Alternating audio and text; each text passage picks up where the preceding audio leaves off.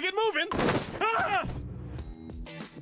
July 1st, 2026. Arguably the most important day in modern history will be upon us, as Shrek returns to the big screen. You know we're all going to be in the theater day one, but until then, we thought it would be fun to revisit this absolutely iconic franchise and give it the tier list treatment. And for anyone out there who perhaps isn't quite a person of culture, it's okay, because you will be soon. Because we're including all the movies, a few spin-offs, video games, and even some other stuff you might not have even known existed. This is the Shrek Media Tier List. Great, let's get started.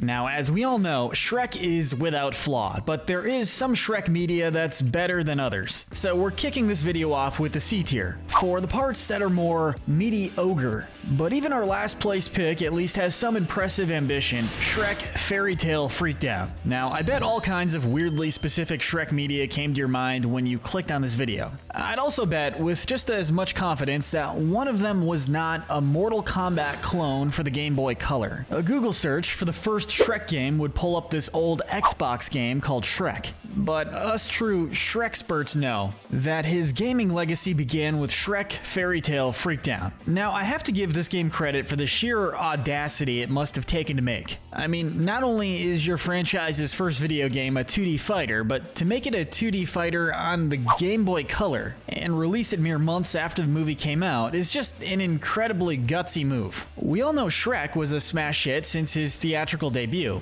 This is the part where you run away. But how did his game debut fare? Well, I mean, it's playable. Look, to its credit, I think it's cool that you can play as so many characters from the movie. From side characters like Gingy and Monsieur Hood to the obvious inclusions like Shrek, Fiona, and Donkey. Wait, what do you mean Donkey isn't playable? And he's only in the game as a menu decoration? They really put a random background executioner from Farquaad's castle over the deuteragonist of the whole movie? I didn't even know he had a name. And the worst part is, Donkey's exclusion isn't the worst part of the game. From the clunky, basically inexplicable gameplay to the abysmal music to whatever the heck these creepy looking screen sprites are. Seriously, if Shrek looked like this in the film, I'd understand why everyone feared him. Fairy Tale Freakdown is one of those so bad it's good type of games. But aside from being laughed at, it's not good for much. But look, if it's any consolation, Shrek Super Party fares a bit better. I mean, not because it's a good game or anything like that, it's still clunky, clearly inspired by more iconic, overall superior game series, and the characters' chibi-adjacent designs are kind of crimes against humanity. But like,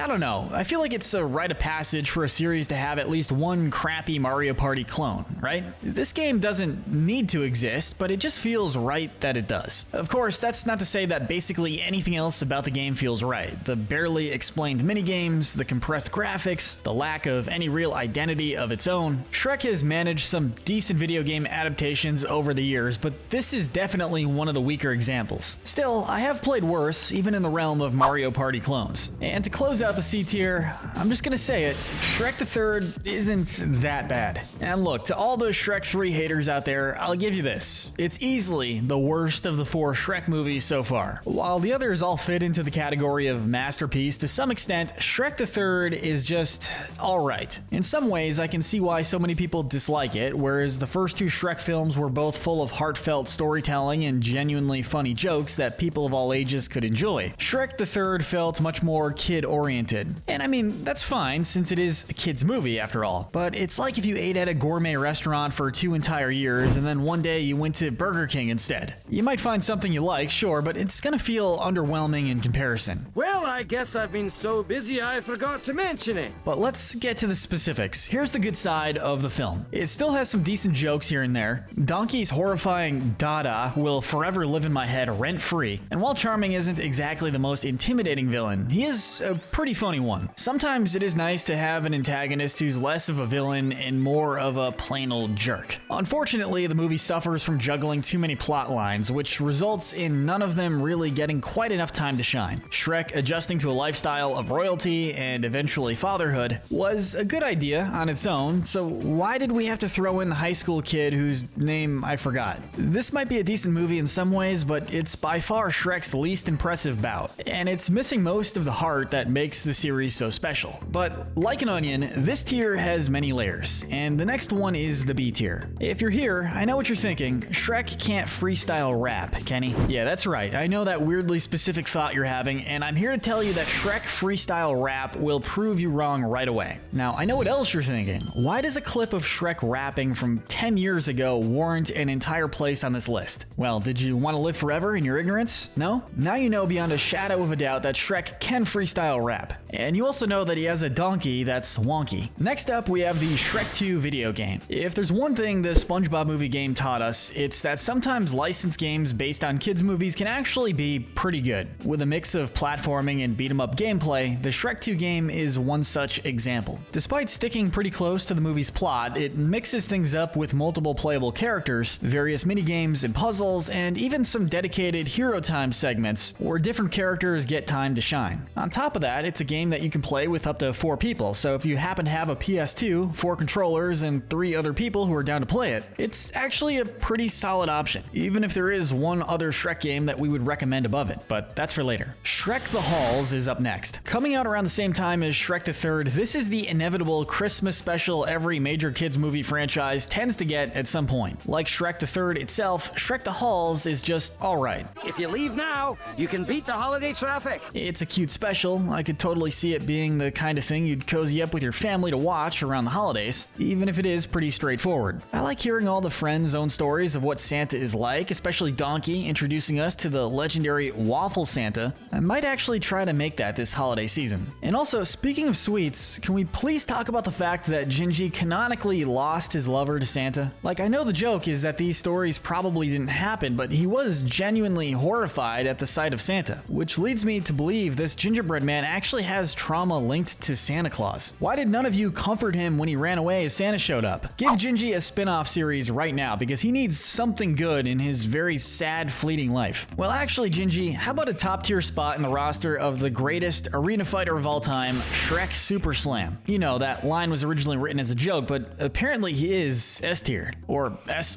tier. But in any case, Shrek Super Slam is truly a one-of-a-kind gaming experience. If you've ever wanted to play as all your favorite Shrek characters and force them to beat the hell out of each other with mediocre PS2 graphics, this is the game for you. From atomic farts with Shrek to sword fighting with Prince Charming or Puss in Boots, to making your opponent's dreams seem like nightmares with Gingy, this game is fun whether you're playing solo or multiplayer. It also has a pretty neat little story mode complete with voice-acted cutscenes framed as bedtime stories that the characters tell to Donkey's kids. And I'll show my Gingy bias one more time by saying my favorite is easily his story where he's showing off his sweet house, only to get it wrecked by a clearly drunk driving gnome and forced to beat him up. And I guess with that snazzy music, it's as good a time as any to point out just how weirdly good the soundtrack is. Like, I should not be headbanging to the background music of a Shrek game that's basically 3D Smash Bros, and yet here we are. But let's close out the B tier with the original Puss in Boots movie. Taking place before his time as one of the Shrek movie's ensemble cast, Puss in Boots places the titular Kitchular in the spotlight of his own movie. With a different protagonist from the main series comes a whole new vibe. While it does maintain the Shrek series' cynical sense of humor, this movie is focused even more so on providing the audience with an adventure that has a western flair and a couple of adorable cats. The only thing you find tonight is trouble.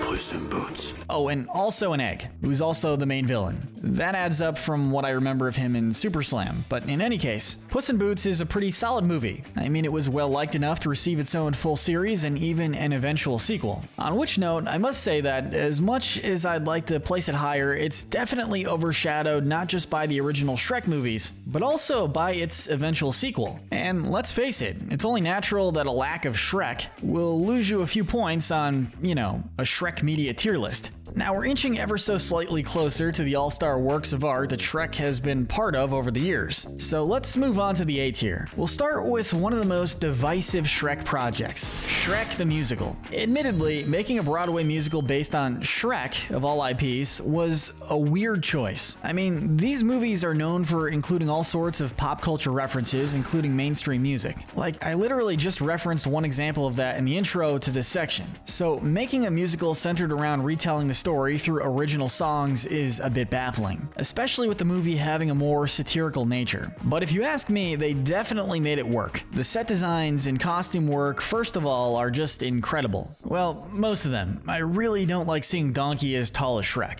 But of course, that hardly takes away from the greatness of this musical as a whole. We like Fiona's segments in the tower, Farquaad being a tall guy working on his knees is hilarious, as was his character in general, and I did not know that makeup could do quite so much before this play. It was truly a Shrektacular performance, but as with most adaptations, it's not about to hold a candle to the original product. You can make some decently catchy songs and jokes here and there, but more than anything, it's gonna just remind me of how much I like the catchy songs and jokes in the original movies. Still, if you like Shrek already, you'll almost certainly enjoy the musical. Now, as far as original goes, it doesn't get more on the nose than Shrek by William Steig. That's right, this picture book from 1990 is where Shrek got his name from. It's also a little closer to the beta design for Shrek in the movie, which, it's kind of given background character from Ratchet and Clank vibes. That aside, this is a pretty funny book. It's clear to see where the inspiration of the cynical fairy tales came from. The whole story is about Shrek going on a quest to marry a disgusting princess, delighting in just how horrified everyone around him is by his features. In doing so, Shrek teaches readers of all ages one of the most important lessons out there. Even ugly people deserve human rights sometimes. But in all seriousness, DreamWorks, thank you for changing that design because it's scary, which I'm sure this Shrek would take as a compliment. Now, speaking of scared, we've seen Shrek's take on a Christmas special, but Scared Shrekless puts him in a holiday that's a little closer to his comfort zone. It's about the simplest concept for a Halloween special you can find, really. The gang gets together for a scary story contest where the last one standing or sitting in Farquaad's maybe possibly haunted castle wins.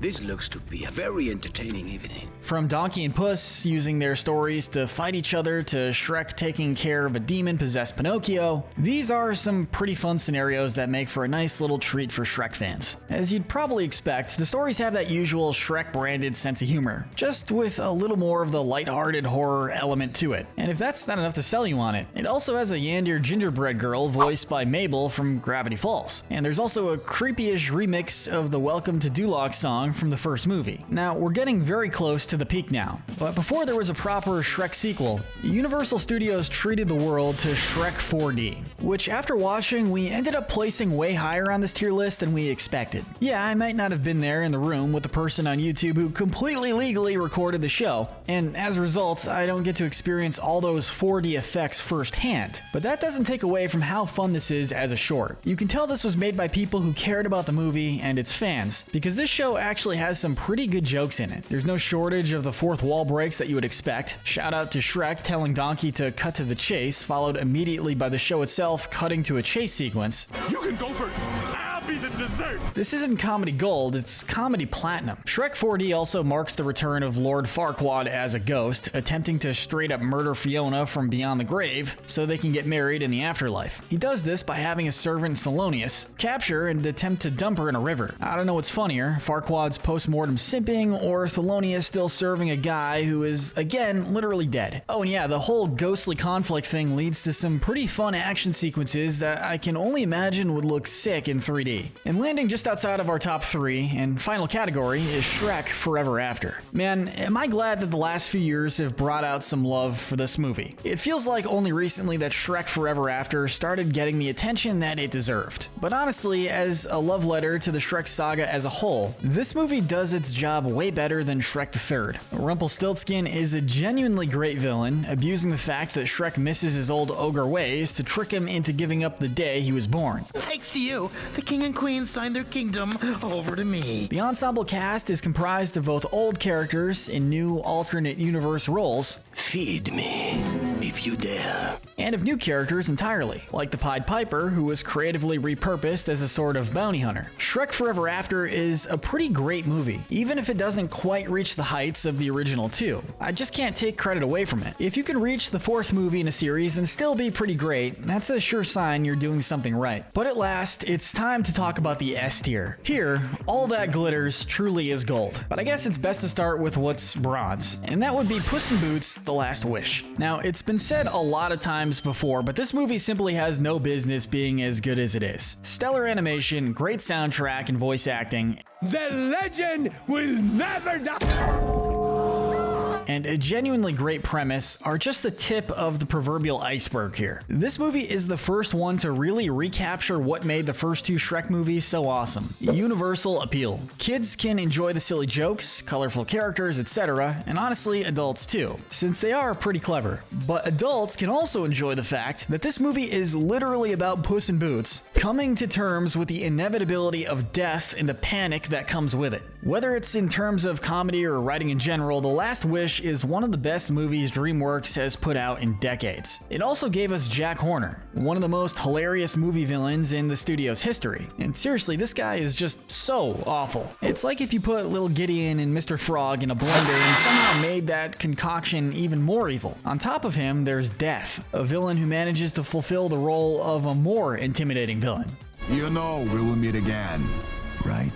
But as for why we can't rank Puss in Boots: The Last Wish any higher, that's for the fact that it didn't introduce us to the one, the only, the spectacular Shrek. Somebody once told me that Shrek is one of the greatest films ever made. It was me. I told me that. And now I'm telling you. But I doubt you need me to, because who doesn't love Shrek? Even if you feel the series has run its course, memes and all, it's hard to deny that this original movie is an absolute classic. On the surface, it's a raunchy fairy tale parody that aims to poke fun at all of these classic kiddie movie cliches, with Shrek literally wiping his butt with one at the start of the movie. But beneath that cynical, pop culture soaked sense of humor is a story that has genuine heart. The movie isn't like the book, where it's about a big mean ogre relishing in how nasty he is, though I think that still could have made for a fun movie. Instead, Shrek is gifted the power of friendship, and like just about every shonen anime out there, it saves the day. Shrek learns through his new best friend, Donkey, that he's not so far gone after all. Man, I like you. What's your name? Shrek. Protecting the little guy from disgruntled knights and gaining a lifelong friend as a result. The rest of the film is Shrek's journey of self-discovery, culminating in an unlikely partnership with Fiona, a princess who wants to find herself just as badly. My God, you ate the princess! No! I'll get you out of there! It's a touching, sweet story with a raunchy, onion-scented coat of paint. And that sort of vibe is something only Shrek can really truly pull off. With that said, as great as Shrek 1 is, and as much as I personally love it, I have to give the gold medal of greatness to Shrek 2. Shrek 1 focused on building Shrek up as a character, as well as his two most crucial relationships, his wife Fiona and his best pal Donkey. Shrek 2 then focuses more on a broader scope of characters, without ignoring the original developments of the first movie. We still see Shrek interacting with his loved ones, struggling to adjust to his new life and in-laws, finding comfort confiding in Donkey, who he clearly has more respect for. Additionally, we're introduced to the conniving fairy godmother, a much more threatening, effective villain than Farquaad, which says a lot because Farquaad was a great villain. That's not even to mention the fact that this movie introduced us to Puss in Boots, Look, a little cat. Look out, Shrek! You got a piece! gave side characters like Gingy and Pinocchio way more time in the spotlight. Mongo is here, and not to mention this movie has not one but two song covers that straight up improved on the original. Yeah, I know, everyone talks about I Need a Hero, which goes super hard and makes the castle storming sequence about 100 times more epic than it needed to be. And side note, at some point at DreamWorks, some guy came up with the idea to give the animated cartoon cat arguably the most epically badass line in cinematic history. Today, I repay my debt. But then there's also the ending cover of Livin' La Vida Loca by Puss and Donkey. And like, no disrespect to Ricky Martin, but there is just no competing with how hard these two cooked. Shrek 5 will be a blast, no doubt, but I doubt it's gonna outshine this practically perfect sequel. Unless we finally get Gingy on the mic.